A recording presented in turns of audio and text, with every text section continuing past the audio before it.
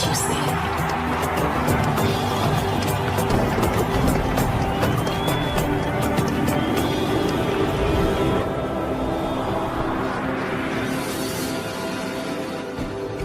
இலக்கை நோக்கி toward the goal.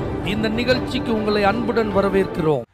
Praise the Lord. ஆண்டவராகிய இயேசுவின் நாமத்தினாலே உங்கள் யாவரையும் இந்த புதிய நாளில் அன்போடு நான் வாழ்த்துகிறேன். யோவான் 21:17 மூன்றாம் தரம் அவர் அவனை நோக்கி, யோனாவின் குமாரனாகிய சீமோனே, நீ என்னை நேசிக்கிறாயா என்றார். இயேசு சீமோனை கட்டி எழுப்பினார் என்பதை வேதத்திலே நாம் பார்க்கிறோம்.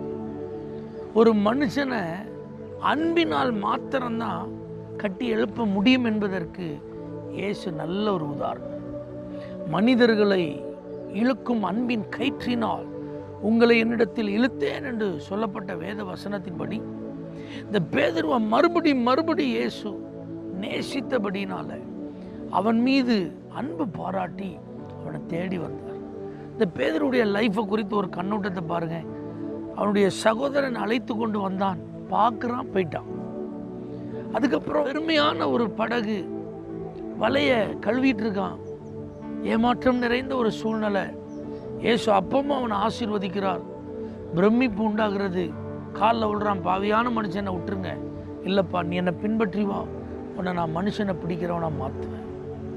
இப்போ இயேசு தன்னை குறித்து யார் என்ன நினைக்கிறாங்க, நீங்கள் என்ன நினைக்கிறீங்க என்ற கேள்வியை கேட்டபொழுது பேதுரு தான் சொன்னார், நீ ஜீவனுள்ள தேவனுடைய குமாரனாகிய கிறிஸ்து. மாம்சமும் ரத்தம் உனக்கு இதை வெளிப்படுத்தலப்பா, தேவன் தான் உனக்கு இதை வெளிப்படுத்தினார். ஆவிக்குரிய உன்னத அனுபவம், மேன்மையான வெளிப்பாடு. ஆனால் அடுத்த நிமிஷம் பாருங்கள், இயேசு தன்னுடைய சிலுவையை குறித்து, பாடுகளை குறித்து, மரணத்தை குறித்து பேசுகிறாரு. தனியாக கூட்டு போய் சொல்லிட்டா இப்படிலாம் பேசக்கூடாது. கொஞ்ச நேரத்துக்கு முன்னாடி ஆவியின் சிந்தை, அடுத்த நிமிஷத்தில் மாம்சத்தின் சிந்தை. கொஞ்ச நேரத்துக்கு முன்னாடி பரலோகத்தை குறித்த வெளிப்பாடு, அடுத்த நிமிஷம் பாருங்க அந்த மனுஷீக சிந்தை. ஆண்டவர் அப்பமா அவனை விடலை. மறுரூப மலைக்கு கூட்டிகிட்டு போகிறாரு, மறுரூபமாகிறார். ரகசியங்கள் பேசப்பட்டது பக்கத்தில் இருந்து பார்க்குறான்.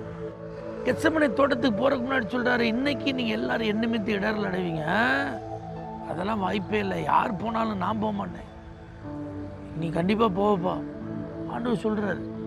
அந்த கெத்செமனே தோட்டத்துக்கு போகும்போது கூட அவன் மறுதளிப்பான்னு தெரியும், தன்னை விட்டுட்டு ஓடிடுவான்னு தெரியும். ஆனாலும் வா என் கூட கொஞ்ச நேரம் விழித்திரு, ஆண்டவர் கூப்பிட்றாரு. மறுதளித்தான், சபித்தான், சத்தியம் பண்ணான்.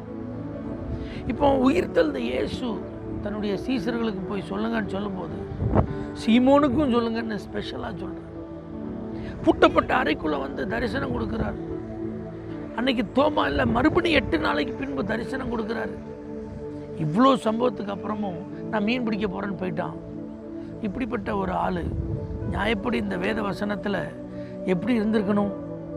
இதுக்கப்புறமா நீங்கள் என்ன நேசிக்கிறீங்க, இதுக்கப்புறமா நீங்கள் என்ன நம்புறீங்க, இதுக்கப்புறமா நீங்கள் என்ன ஒரு ஆளாக மதிக்கிறீங்க, இதுக்கப்புறமா நீங்கள் என்ன தேடி வந்திருக்கீங்க, இதுக்கப்புறமா நான் உங்களுக்கு வேணும், இதுக்கப்புறமா நீங்கள் என்ன பயன்படுத்த முடியும், அப்படி தான் இருந்திருக்கணும். ஆனால் இயேசு அந்த சூழ்நிலையிலே அவனை தேடி வந்தார். இதை போல தான் இன்னைக்கு உங்களை என்னையும் ஆண்டவர் நேசிக்கிறார் என்பதை அவர் ஏதாவது ஒரு விதத்தில் வெளிப்படுத்த விரும்புகிறார். தொடர்ந்து பின்னாடியே வரார். நம்முடைய ஷார்ட் கமிங்ஸ் அவருக்கு தெரியும், வீழ்ச்சி அவருக்கு தெரியும், தோல்வி அவருக்கு தெரியும், நம்முடைய குறைவுகள் அவருக்கு தெரியும், நம்ம எந்த இடத்துல பலவீனமாக இருக்கோம் அவருக்கு தெரியும், நம்ம எப்படிப்பட்டவங்க, நம்முடைய சுபாவம் என்ன, நம்முடைய தன்மை என்ன, எல்லாம் அவருக்கு தெரியும். நம்ம நியாயப்படி அவரை பார்த்து கேட்க வேண்டியது நாம தான். இன்னுமா என்ன நம்புறீங்க ஏசப்பா? ஆனால் பாருங்கள், நம்பிக்கையுடைய தேவன் மறுபடியும் வந்திருக்கிறார். இந்த இயேசுவின் அன்பை புரிந்து கொள்வோம், இந்த இயேசுவுக்காக வாழ மறுபடியும் அர்ப்பணிப்போம். இந்த இயேசு நம்மை நம்பி கொடுத்த பொறுப்பை உண்மையாக செய்வோம், உத்தரவாதத்தோடு செய்வோம். இந்த இயேசுவை எப்படியெல்லாம் பிரியப்படுத்த முடியுமோ அப்படியெல்லாம் பிரியப்படுத்துவோம். இந்த இயேசுவை நம்ம எந்த அளவுக்கு நேசிக்கிறோம் என்பதை எப்படிலாம் வெளிப்படுத்த முடியுமோ அப்படிலாம் வெளிப்படுத்துவோம். இயேசு நம்மை ஆசீர்வதிப்போம். தகப்பனே, பேதுருவை நேசிக்கிறாயா என்று கேட்டது போல திரும்ப திரும்ப வந்து எங்களை தேடி வாரீங்க, எங்கள்கிட்ட பேசுகிறீங்க, உங்கள் அன்பை வெளிப்படுத்துகிறீங்க. இதெல்லாம் புரிந்து நாங்கள் உம்மை தொடர்ந்து நேசிக்க, உம்மை பின்பற்ற எங்களுக்கு கிருபை தாரும். இயேசுவின் நாமத்தில் பிதாவே, ஆமென்.